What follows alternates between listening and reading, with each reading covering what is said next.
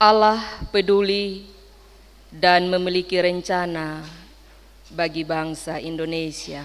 Itulah tema renungan kita saat ini dalam merayakan bulan kebangsaan di minggu yang pertama. Bapak Ibu, saudara-saudara yang dikasihi dalam Tuhan kita Yesus Kristus. Shalom. Terima kasih. Awal mula terjadi perbudakan di Mesir itu dimulai ketika Yusuf dan saudara-saudaranya meninggal. Semua anak-anak Yakub yang tinggal di Mesir itu meninggal, tetapi keturunan mereka itu masih tetap ada. Bahkan dari hari ke hari, keturunan Yakub yang ada di Mesir itu jumlah mereka berlipat ganda dan penuhi tanah Mesir. Ternyata Raja Mesir yang biasa disebut Firaun, dia melihat orang Israel sebagai ancaman bagi mereka yang tinggal di Mesir, karena populasi orang Israel yang bertambah banyak di Mesir. Karena itu Raja Mesir yaitu Firaun, dia membuat orang Israel ini apapun dia akan buat, yang penting mereka berkurang dari segi kuantitas atau dari segi jumlah. Dan cara yang dipakai oleh Firaun cukup kasar, ya. Ia menindas orang Israel dengan kerja paksa atau rodi. Bahkan orang Israel ini dipaksa untuk membuat kota perbekalan Raja Mesir, Pitom dan Ramses. Mereka dipaksa bekerja dengan kejam. Bahkan semua anak laki-laki yang dilahirkan dari perempuan Israel disuruh bunuh. Dan kalau itu bidan dong sonde bisa bunuh, buang saja itu anak-anak dong pi Sungai Nil. Begitu. Tetapi apa yang terjadi? Semua rencana Firaun untuk menghancurkan atau mengurangi jumlah orang Israel di Mesir itu tidak berhasil. Semakin orang Israel ditindas, diperbudak, mereka semakin bertambah banyak dan membuat orang Mesir semakin takut kepada mereka. Bapak Ibu saudara-saudara yang dikasihi dalam Tuhan kita Yesus Kristus, di tengah-tengah perbudakan itulah, di tengah-tengah penderitaan yang kejam itulah, lahirlah Musa, seorang Israel yang ketika besar dia dididik dan dibesarkan oleh keluarga kerajaan Mesir. Kita sudah bisa membayangkan bahwa Musa pasti terdidik secara intelektual, secara etika, ya. Tetapi setelah melihat kaumnya, orangnya ditindas dengan kejam, maka Musa juga dalam perkelahian dia membunuh salah satu orang Mesir dan membuat dia menyembunyikan diri dari Firaun dan lari ke Midian. Dan di Midian, ya, dia kawin dengan Sipora dan punya anak laki-laki yang diberi nama Gersom. Tidak lama kemudian Raja Mesir meninggal, Firaun meninggal.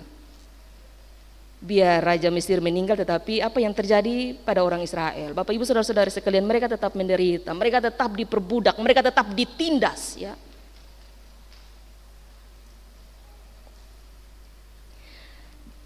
Orang Israel berseru, mengelut, suara teriakan mereka minta tolong atas penderitaan, atas perbudakan yang mereka alami itu ternyata sampai kepada Tuhan. Dan Tuhan tidak menonton mereka. Tuhan mendengar ratapan mereka bertindak dalam cinta kasih-Nya. Karena apa? Tuhan mengingat akan janjinya kepada Abraham, Ishak dan Yakub. Tuhan melihat penderitaan mereka dengan kasih sayang. Tuhan memperhatikan umat-Nya dengan kuasa-Nya yang berdaulat atas kesulitan yang terjadi pada mereka. Dan sebenarnya Bapak Ibu saudara-saudari sekalian, jauh hari sebelum umat Israel berteriak atas perbudakan mereka, sesungguhnya Allah sudah mulai mempersiapkan seorang nabi, seorang pembebas, yaitu Musa. Karena itu meskipun dia sudah lari ke Midian, tetapi sudah tiba saatnya dia akan kembali ke Mesir untuk membebaskan umat pilihan Allah. Mari kita lihat ayat 1 sampai ayat 6. Bapak Ibu saudara-saudari sekalian, dari ayat ini, ayat 1 sampai ayat 6, ini menunjukkan bagaimana Musa harus tunduk di hadirat Allah yang kudus, Allah yang hidup.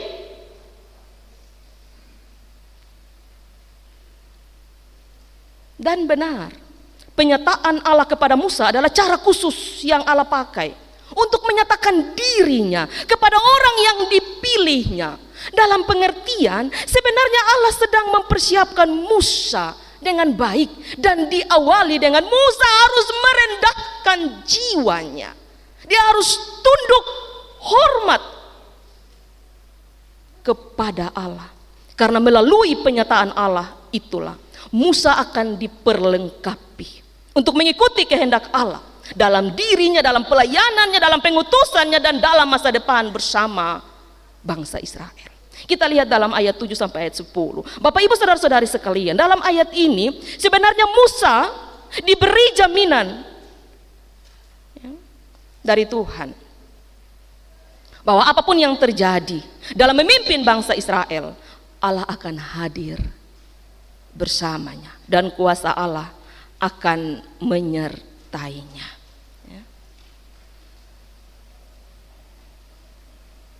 Kita lihat dalam ayat 11 sampai ayat 17. Ini berbicara tentang tugas pengutusan dari Allah kepada Musa. Musa sempat keberatan. Bagi dia, siapakah dirinya bisa menghadap Raja Mesir?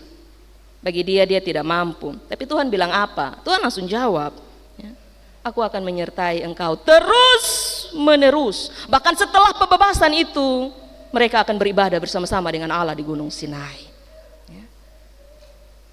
Tuhan sudah jawab, Musa masih keberatan lagi. Bagaimana? Orang Israel kan tidak tahu siapa Tuhan. Mereka pasti akan menolak segala pesan yang akan dia sampaikan kepada umat Israel. Tetapi Tuhan bilang apa? Di ayat 6 itu sebenarnya Tuhan sudah kasih tahu di Musa. Tetapi kalau Tuhan kasih tahu lagi di ayat 14 tentang siapa dirinya, maka ini sebenarnya mau menunjukkan bahwa Musa ini dia bukan mau tanya nama yang secara harafiah begitu. Tetapi yang Musa maksudkan adalah makna rohani yang terdapat di balik sifat-sifat Allah yang ia kenal di ayat 6 itu. Begitu.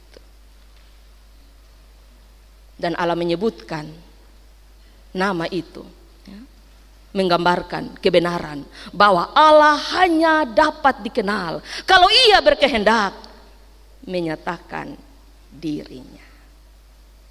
Bapak Ibu saudara-saudari sekalian, dari bagian firman Tuhan ini ada beberapa hal yang bisa kita maknai dalam kehidupan kita, dalam pergumulan, dalam tugas tanggung jawab kita di mana saja kita berada. Hal yang pertama yang bisa kita maknai dari firman Tuhan ini, kalau saat ini kita sedang ada dalam sebuah pergumulan yang berat, kita sementara ditindas oleh persoalan rumah tangga, persoalan relasi atau hubungan, pekerjaan, pendidikan, makan minum setiap hari, kesehatan, ekonomi, pergumulan, berbagai-bagai tantangan hidup yang membuat kita berteriak minta tolong kepada Tuhan. Mungkin kita berteriak dalam doa kepada Tuhan. Mungkin kita sedang berteriak dalam tangisan yang tak terucapkan. Mungkin saat ini kita sedang berteriak dalam hati, teriakan dalam diam. Teriakan dalam diam itu paling, secara psikologis itu paling sedih, paling berat. Kepada kita yang berteriak dengan cara waktu dan keadaan kita masing-masing, jangan takut. Sebab apa? Dalam teriakan itu kita sementara berproses bersama dengan Tuhan, entah 1 detik, menit, jam, hari, minggu, bulan, tahun, bahkan bertahun-tahun. Dan dalam proses itu sakit pasti, berat iya. Tidak ada proses yang mudah bagi orang yang dikasihi Tuhan. Karena itu jangan menyerah. Jangan. Jangan salahkan keadaan, jangan juga salahkan Tuhan. Tetap tunjukkan kualitas yang baik dalam ketaatan dan hormat kepada Tuhan. Karena apa? Dia melihat. Tuhan melihat, Tuhan mendengar, Tuhan memperhatikan, dan Tuhan setia menepati janji penyertaan dengan menjawab doa kita dan membawa kelepasan bagi kita sesuai waktu Tuhan yang tepat. Itu hal yang pertama. Hal yang kedua, Bapak Ibu saudara-saudara sekalian, kepedulian Tuhan kepada kita itu bukan didasarkan pada seberapa banyak atau seberapa sedikit persoalan hidup yang kita alami. Tetapi setiap persoalan yang kita alami kini atau nanti, sesungguhnya itu sudah sesuai dengan kemampuan kita. Sudah sesuai dengan kemampuan kita, sudah sesuai dengan kelas kita masing-masing, sudah sesuai dengan pelajaran hidup kita masing-masing. Jadi ujiannya memang beda kalau kelas kita memang beda. Kalau kita berteriak dan sepertinya Tuhan tidak dengar, dan kita bilang ini bagaimana Tuhan tidak dengar, itu keliru. Tuhan sebenarnya mau lihat juga sejauh mana kita peduli dengan diri kita. Kita peduli dengan iman kita. Kita peduli dengan percaya kita kepada Tuhan. Kita peduli dengan kesempatan hidup ini. Sebenarnya Tuhan juga mau lihat. Ya. Kalau kita tidak peduli dengan diri kita, kita tidak peduli dengan Tuhan juga berat. Ya. Jadi kalau memang Tuhan belum jawab, sebenarnya Tuhan mau lihat ini kita peduli tidak ya, dengan diri kita, dengan pergumulan kita. Kita bertanggung jawab penuh dengan diri kita atau tidak. Kalau kita peduli, pasti kepedulian itu akan menuntun kita agar berhati-hati dalam menjalani hidup ini. Di sini kita mengerti, ternyata kepedulian Tuhan itu sebenarnya tidak tergantung pada kita juga. Ya. Tuhan peduli karena memang Dia tidak pernah mengingkari janjinya. Dia pengasih, Dia penyayang. Dia peduli karena memang Dia mau kita mengandalkan Dia, percaya total kepadanya. Hal yang ketiga, Bapak Ibu saudara-saudari sekalian, sebagaimana Musa Tuhan pakai untuk menolong umat Israel, maka sesungguhnya Tuhan juga berhak memakai siapapun untuk menolong kita ketika kita ada dalam persoalan. Tuhan bisa saja memakai suami, memakai istri, memakai anak-anak, memakai keluarga, memakai sahabat kita, memakai pendeta, ya, penatua, diaken, pengajar, memakai siapapun ya, untuk menolong kita. Bahkan Tuhan juga bisa menolong kita melalui sebuah peristiwa. Ya. Tuhan selalu punya banyak cara untuk menolong kita, dan percayalah, siapapun yang Tuhan utus untuk menolong kita, yakinlah bahwa itu yang terbaik.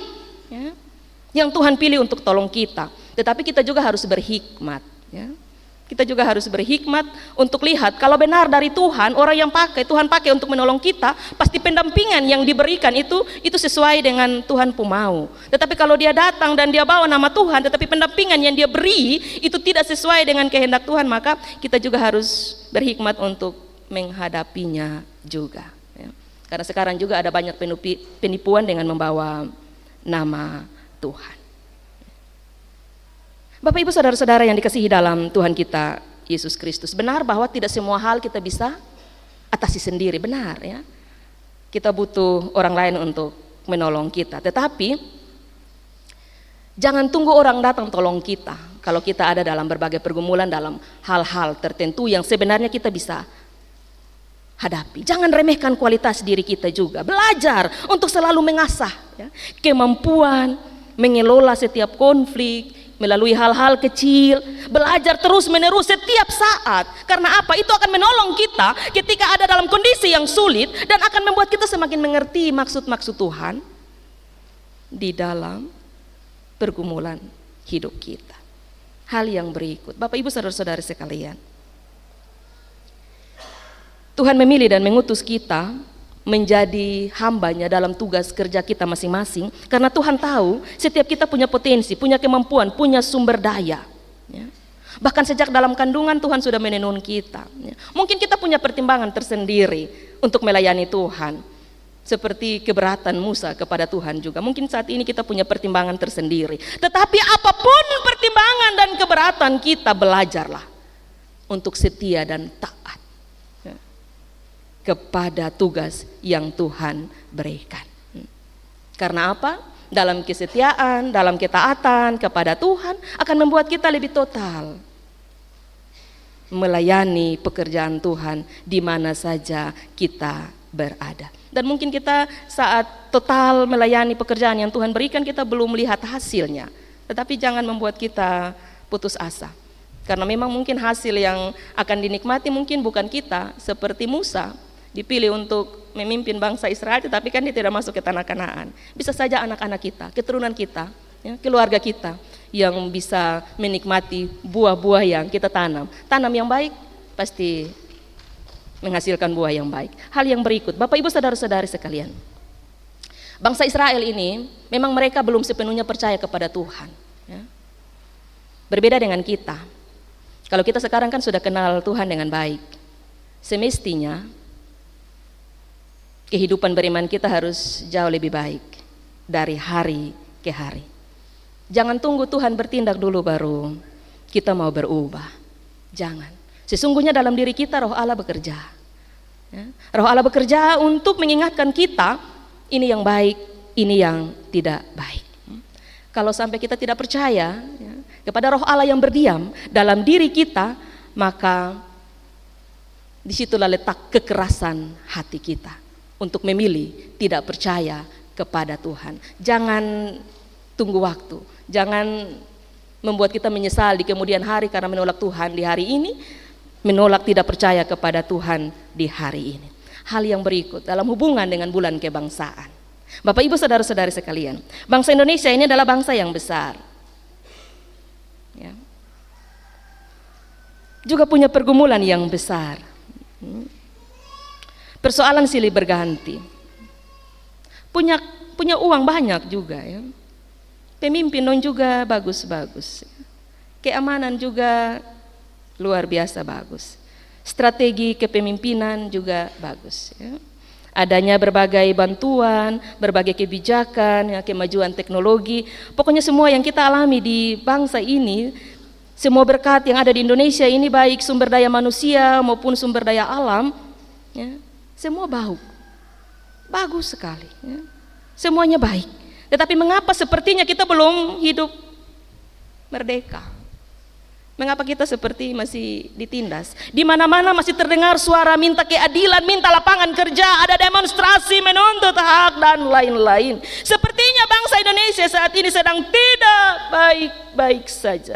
Atau bisa dibilang perbudakan karena diri sendiri. Perbudakan karena bukan orang lain yang menindas kita, tetapi kita yang memberi diri ditindas oleh kepentingan, ya, oleh berbagai hal. Apakah benar Tuhan diam melihat keadaan kita saat ini? Apakah suara teriakan kita sebagai anak-anak bangsa ini Tuhan dengar atau tidak? Apakah Tuhan sedang menonton pergumulan kita? Tidak. Tuhan tidak sedang menonton bangsa kita, bangsa Indonesia. Tuhan sedang bertindak, bahkan sudah bertindak dari sejak Indonesia ini berdiri. Dan tindakan serta kepedulian Tuhan itu masih tetap berlaku, tidak pernah berubah dulu, sekarang, esok, dan selama-lamanya. Tuhan tidak sedang menonton keadaan bangsa kita. Tuhan sangat peduli, Tuhan melihat, Tuhan memperhatikan, dan Tuhan sangat memberkati bangsa kita. Kalau demikian, pertanyaan muncul, kalau Tuhan memberkati bangsa kita, mengapa masih terjadi begini? Mengapa masih begitu? Jangan sesat, jangan terjebak dan menyalahkan Tuhan. Sebab apa? Tuhan punya rencana yang indah bagi bangsa Indonesia, ya. Dan rencana Tuhan itu sementara diwujudkan melalui berbagai hal, berbagai peristiwa yang sudah dilewati dulu dan mungkin sementara akan dilewati oleh kita. Karena itu tugas kita adalah tidak saja mendukung di dalam doa, tetapi melalui peran kita masing-masing, di bidang kita masing-masing, sesuai keahlian kita masing-masing, kita turut mendukung yang terbaik, rencana Allah yang indah bagi bangsa kita. Hal sederhana yang kita lakukan untuk mendukung bangsa kita, mungkin kita setia membayar pajak, ya. Kalau kita bayar pajak tetapi masih ada KKN, masih ada korupsi, memang menyakitkan. Tetapi jangan karena hal itu membuat kita juga mau balas kejahatan dengan kejahatan, ya. Jangan. Kalahkan kejahatan dengan kebaikan. Hal yang terakhir, Bapak Ibu saudara-saudari sekalian, pemimpin-pemimpin seperti Firaun ini masih ada di Indonesia. Tetapi pemimpin-pemimpin seperti Musa juga masih ada di Indonesia dan masih akan terus ada. Ini fakta. Tetapi orang percaya yang adalah pemimpin di tangan Tuhan, siapapun kita, mari memimpin sesuai Tuhan pun mau. Jangan takut bela yang benar, jangan takut lakukan yang benar, meskipun kita sendiri, lakukanlah jika itu kehendak Tuhan. Percayalah, sebelum kita melakukan yang baik itu, Tuhan sudah lebih dahulu melakukan bagi kita. Kita tidak akan dipermalukan, kita tidak akan direndahkan, kita akan berhasil karena Tuhan di pihak kita. Mari kita kembali ke dalam kehidupan, tugas dan tanggung jawab kita. Tema renungan katakan, Allah peduli dan memiliki rencana bagi bangsa Indonesia. Dan Nats pembimbing bilang begini, Tuhan memperhatikan, Tuhan mendengar dan mengetahui dengan sungguh-sungguh kesengsaraan umatnya. Karena itu Tuhan telah turun tangan, garis bawahi kata telah. Telah berarti Tuhan sudah bekerja, bukan nanti atau akan. Tuhan telah turun tangan untuk melepaskan perbudakan itu dan menuntun ke tempat yang lebih baik. Jikalau demikian, kalau Tuhan yang turun tangan langsung, ya, kalau Tuhan yang turun tangan langsung, maka siapapun yang dia utus ke medan perang, sesulit apapun dia jaga, dia lindungi, dia berkati. Dan meskipun dalam tugas pengutusan, tantangan seberat apapun yang menghadang kita, tidak akan membuat kita kalah, tidak akan membuat kita goyah. Jangankan kita teriak minta tolong, tidak teriak pun Tuhan selalu memperhatikan kita.